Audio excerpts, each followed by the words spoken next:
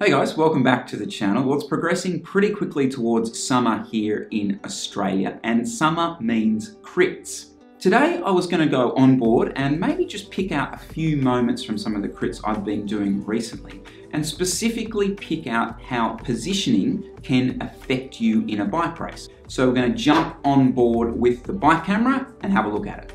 Alrighty guys, if you do like this kind of stuff, make sure you do subscribe to the channel and like this video. I'd also love to hear some of your comments about the type of thing you'd like to see from these tactics and on-bike things.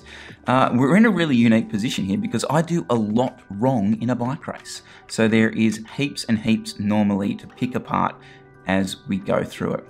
Alrighty guys, today what I'd love to talk about is this concept of being active, being at the front of a bike race, and how that actually impacts your own physiological output. Really picking apart bits and pieces of a race and seeing how positioning has affected it. And the first thing we're going to have a look at is the result of being at the front but a tailwind section. Now this can obviously change depending on the conditions, but specifically we're going to have a look at a tailwind. And the first take here is being at the front as we hit this tailwind section at Heffron Park. There's a few metrics I want you guys to have a look at. The one on the left there is the immediate power, and the one on the right is the 30-second power. The immediate power is going to be great to have a look at surges, and the 30-second will sort of play out as the straight goes on. Like I mentioned guys, this is very much condition dependent. So you can see there on the top right, we're looking at a tailwind section.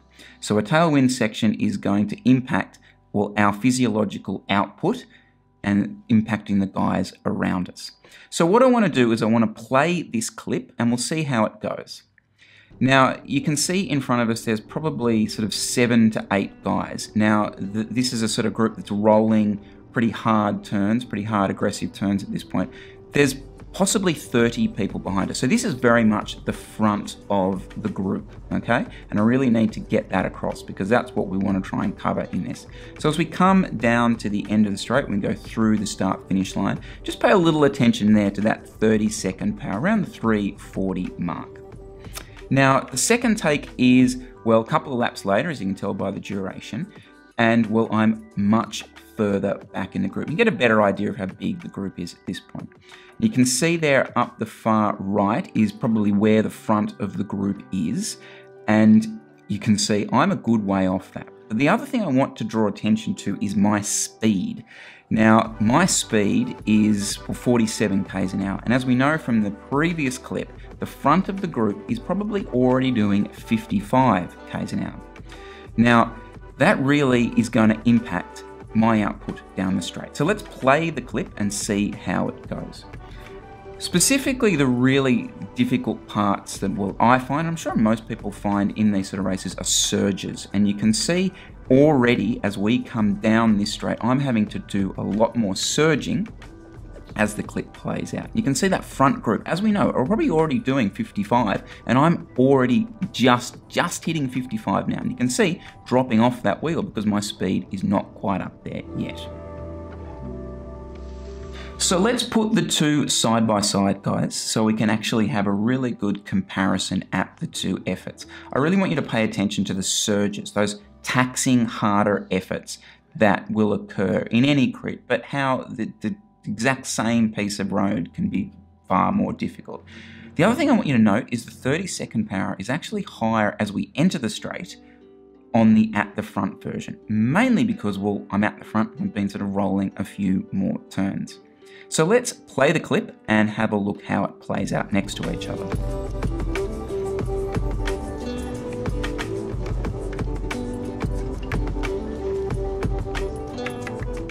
What's interesting to note is my speed, as you can see, is still almost 5 or 6 kilometers an hour slower on the right at the back as it is to on the left, except if you have a look at the power, my surging is far more aggressive on the at the back.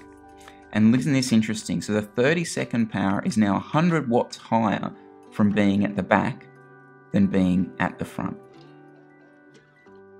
The other thing I was hoping to talk about, guys, is the result of being at the front for a technical section and how, again, that's going to impact quite simply just your overall output and what impact that's going to have on you towards the end of a race. So the first take we're going to have a look at is towards the front of the race through a technical section. So we'll play the clip and we'll see how it plays out. We're often told this, guys, like, you know, make sure you're at the front, blah, blah, blah. It's a pretty sort of common theory that we all kind of hear, but a lot of the time, the struggle with being at the front or trying to be at the front is a mental thing, because you do have that sort of sense that you are going to be doing more work. Let's sort of see how that plays out. So rolling through this technical section, you can kind of see as we come out of the technical section with the corners that we've kind of got a rough sort of 30-second power around sort of 215 watts, okay? Now, let's have a look at take two. Now, take two is far further back in the group. One of the things that I'd like to kind of just touch on as we do this is, and when we put them two next to each other, we can kind of highlight this a bit more, but just this concept of the overall stress, that additional stress that you're probably feeling being in this part of the group.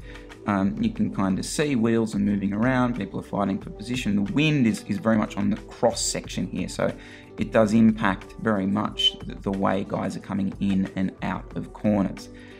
And as we exit the technical section, we're kind of looking at about 315 watts. But let's go and put the two next to each other, guys, and just play them through and have a bit of a talk about them. And I'm sure you can see straight away, like we're talking about that mental concept of the two next to each other. I'm sure you can agree with me that mentally, the relaxing nature of the one on the left compared to the one on the right is massive. The other thing is you're able to position yourself on and off the rider in front of you far easier being towards the front, just because, well, there's less people around you. Now again, as we exit the technical section, I thought it'd be nice to then have a look at the normalized power. And this one really did surprise me. So we're looking at 100 watts difference being in and out. And that's purely down to that surging, guys. I mean, the surging coming in and out of corners, it's just far more dramatic when you're in and around a lot more people.